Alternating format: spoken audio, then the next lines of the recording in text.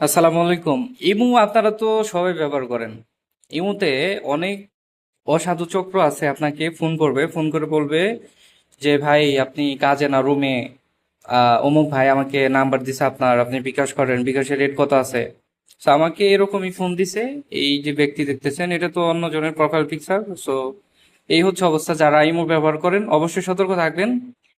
তা আমাকে বলতেছে যে ভাই বিকাশ করেন কিনা, আমি বললাম আমি বিকাশ করি বা না করি সেটা আপনি জানেন কিভাবে বা নাম্বার কই পাইছেন, বলে যে সাইফুল দিছে। পরে আমি ভাবলাম সাইফুল তো অনেকে আমাদের সাথে যুক্ত আছে, তাহলে দিতেও পারে। পরে বললাম যে না, আমি এরকম কোনো কিছু করি না। এবং ওনার যে কথাবার্তার স্টাইল, যে ভাই কি অবস্থা, কেমন আছেন ভাই, কাজে না রুমে আছেন, ফ্রি আছেন সামথিং, মানে এই যে চাটুকারিতা, আপনার এই যে তেল মাখানো যে কথা, এটা শুনেই আমার সন্দেহ হয়েছে যে উনি প্রতারক।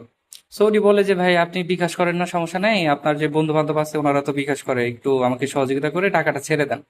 সো পরে বললাম যে কেউ বিকাশ করে না, আমার পরিচিত কেউ বিকাশ করে না, কেউ বিকাশের ব্যবসা করে না, আমি চিনি না, জানি না। সো যারা ইমো ব্যবহার করেন বা হোয়াটসঅ্যাপ ব্যবহার করেন বা যে কোনো সোশ্যাল মিডিয়ার সাথে যুক্ত আছেন, সো প্রতারক আপনার একটা নাম্বার এটা কই থেকে পাইছে এটা বড় বিষয় না, কারণ নাম্বার তো নাম্বারই, নাম্বার যে কয় ডিজিটের হয়, কয় ডিজিট তারা বানিয়ে বানিয়ে তাকে ইমো থাকলে ফোন করবে, এটা স্বাভাবিক এবং এটা ইজি একটা বিষয়। তো আপনাদের সতর্ক থাকতে হবে।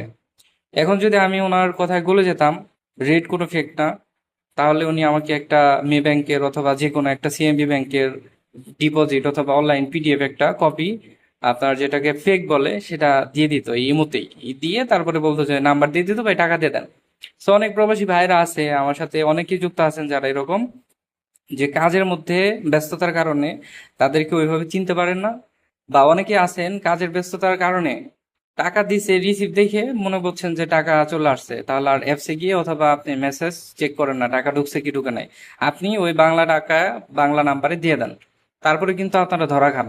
এবং যারা এই প্রতারক চক্রের সাথে জড়িত বা যারা এই প্রতারণা করতেছে, টাকা ঢোকার 1 সেকেন্ডের ভিতরে টাকা তুলে ফেলে, উইথড্র করে ফেলে সামহাও, যে কোনো ভাবে। সো এই হচ্ছে অবস্থা। তো প্রতারক প্রতারণা করবেই, সচেতন, এর কোনো বিকল্প নাই। আমরা যারা ব্যবসা করি, ব্যবসা করা আমরা একটু হার্ড করব, যার তার সাথে আমরা লেনদেন করব না। সো এইগুলো আমরা বিষয় সবসময় খেয়াল করব। ধন্যবাদ সবাইকে।